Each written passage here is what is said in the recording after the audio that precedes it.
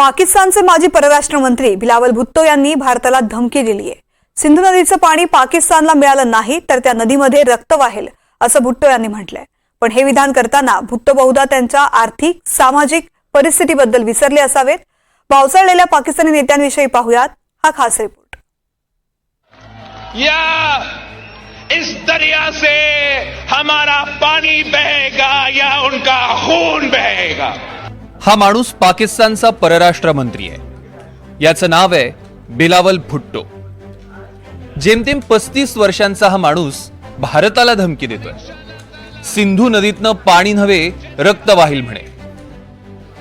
पहलगामच्या हल्ल्यात 27 पर्यटकांना जीवे मारल्यानंतर आता तिथले राजकारणी पुन्हा एकदा युद्धाचीच भाषा करतात। याचं कारण भारतानं पाकिस्तानचं पाणीच बंद करण्याचा निर्णय घेतलाय।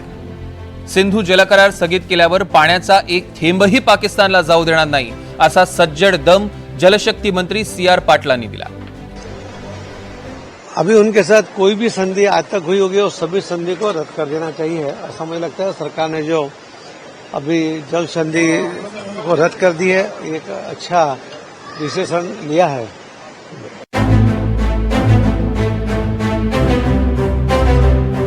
भारत आणि पाकिस्तान यांच्यात आतापर्यंत 2 मोठी आणि 2 लहान युद्ध झाली।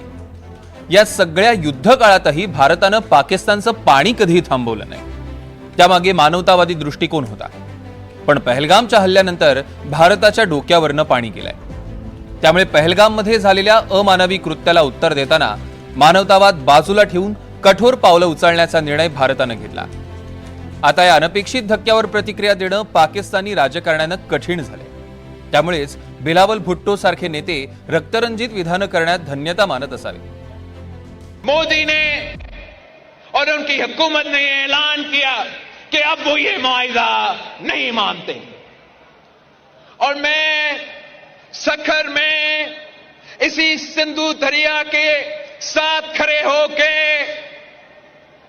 भारत को कहना चाहूंगा कि सिंधु हमारा है और सिंधु हमारा रहेगा। या इस दरिया से हमारा पानी बहेगा या उनका खून बहेगा। भारत भले तादाद में पॉपुलेशन के हिसाब से उनका ज्यादा तादाद हो, लेकिन पाकिस्तान के अवाम बहादुर लोग हैं, गयूर लोग हैं। हम आपके डट के मुकाबला करेंगे। बिलावल भुट्टोंच्या या विधानाला पेट्रोलियम मंत्री हरदीप सिंग पुरी यांनी जशास तसं उत्तर दिलंय। बिलावलनं त्याच नदीत उडी मारावी असा सल्ला हरदीप सिंग पुरींनी दिलाय। अरे मैंने देखा वो बड़ा उसकी बुद्धि उसने कहा कि पानी नहीं मिलेगा तो खून बहेगा। तो उसको बोलो यार अपना खून जाके कहीं छलांग मार ले। इसके यार पानी में नहीं मिलेगा तो कहाँ छलांग भी कहाँ मारेगा। छोड़िए बेवकूफ़ी की स्टेटमेंट। मैं आपको रिक्वेस्ट करूंगा कि आप इनको डिग्निफाई मत करिए। एक और आंटी है वहां पे, वो क्या नाम है, शेरी रहमान, उसने भी कोई बेवकूफ़ी की स्टेटमेंट दी। तो आप उनको डिग्निफाई मत करिए। इनको पता नहीं व्हाट इज हिट देम। तो अभी जरा they will get to understand that. Pakistani नेते भारताचं पाऊल ऐकून बुचकळ्यात पडले आहेत असं तज्ञांचं मत आहे। या सिंध प्रांतामध्ये कमालीचा असंतोष वाढला। कारण असं आहे की जे सिंधू नदीचं पाणी जात आहे त्या ठिकाणी ज्या 3 पश्चिम वाहिनी नद्या आहेत त्यांचं ते प्रामुख्याने सिंधमधनं पंजाबला वळवण्यासाठी मोठमोठ्या प्रमाणावरती कालवे बांधले गेलेले आहेत आणि त्या पद्धतीने ग्रीन पंजाब नावाचा प्रोजेक्ट ते रन करतायत। म्हणून सिंधमध्ये देखील कमालीचा असंतोष आहे। आता जर हे पाणी थांबलं गेलं तर सगळ्यात मोठी कळ कोणाला बसणार आहे? पाकिस्तानची अर्थव्यवस्था ही बऱ्यापैकी अनौपचारिक आहे। त्यामुळे ह्या अनौपचारिक अर्थव्यवस्थेचा कणा शेती आहे आणि त्यामुळे जर तिथल्या शेतकऱ्यांना याचा प्रचंड धक्का बसला, तिथल्या पंजाबच्या शेतकऱ्यांना याचा धक्का बसला तर भयानक मोठा रोष होण्याची शक्यता नाकारता येत नाही आणि पाकिस्तान हा पूर्णपणे विभागला जाईल। भारतानं उचललेलं पाऊल हे त्यांच्यासाठी तेथील सरकार विरोधात जनमत तयार करण्याचं मोठं हत्यार आहे। धर्म आणि भारत विरोधी जनमत या 2च गोष्टींच्या आधारे पाकिस्तानचं राजकारण चालतं। बिलावल भुट्टो आणि त्यांचा पक्ष सध्या पाकिस्तानात सत्तेवर नाही। त्यामुळे भारतानं उचललेल्या पावलानंतर बिलावल भुट्टोंचं असं तडकभडक विधान आलं नसतं तरच नवलंय। Bureau report, NDTV Marathi. बलुचिस्तानच्या क्वेटा शहराजवळील मारगड भागामध्ये बलूच लिबरेशन आर्मीनं पाकिस्तानी सैन्यावरती मोठा हल्ला केला. या हल्ल्यात आयईडीचा वापर करून सैन्याचं वाहन उद्ध्वस्त करण्यात आलं. या स्फोटात 10 पाकिस्तानी सैनिकांचा मृत्यू झालाय.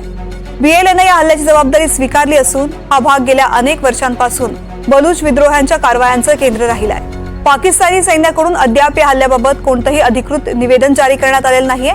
गेल्या महिन्यात बलुचिस्तानमधील क्वेटा इथे बलूच लिबरेशन आर्मीनं जाफर एक्सप्रेसवरती हल्ला करून तिचं अपहरण केलं होतं. ट्रेनमध्ये सुमारे 450 प्रवासी होते. बीएलएनं तुरुंगात असलेले बलूच कार्यकर्ते, राजकीय कैदी, बेपत्ता व्यक्ती, अतिरेकी आणि फुटीरतावाद्यांची निर्दोष सुटका करण्याची मागणी केली होती. यानंतर पाकिस्तानी सैन्य आणि बलूच सैनिकांमध्ये 48 तासांची लढाई सुरू झाली. पाकिस्तानी सैन्यानं दावा केला की 33 बलूच सैनिक मारले गेले आणि सर्व ओलिसांना सोडवण्यात आलं, तर बलूच सैनिकांनी 100 पाकिस्तानी सैनिकांना मारल्याचा दावा केला. दरम्यान बलूच लिबरेशन आर्मी नेमकी काय आहे आपण पाहूयात. भारत पाकिस्तान फाळणीपासून स्वतंत्र बलुचिस्तानची मागणी. बलोच समाजाचा पाकिस्तानमध्ये समाविष्ट होण्यास विरोध. जबरदस्तीनं पाकिस्तानात समाविष्ट केल्याचा त्यांचा आरोप आहे. बलुचिस्तानमध्ये अनेक बलोच संघटना आहेत. बलोच लिबरेशन आर्मी सर्वात मजबूत संघटना आहे. 1970च्या दशकात बीएलएची स्थापना झाली. बलुचिस्तान लिबरेशन आर्मी 2007 मध्ये दहशतवादी संघटना घोषित झाली. बलुचिस्तानची पाकिस्तान चीन करारामधून सुटका करण्याचं ध्येय आहे. बलुचिस्तानच्या खनिजांवरती चीनचं लक्ष आहे. बलुचिस्तानमध्ये तांब, सोनं, कोळसा, युरेनियमचा साठा आहे. 40 कोटी टन सोन्याचा समावेश आहे यामध्ये. खनिजांचा हा एक खजिना पाकिस्तान चीनला देऊ पाहत असल्याचा आरोप आहे.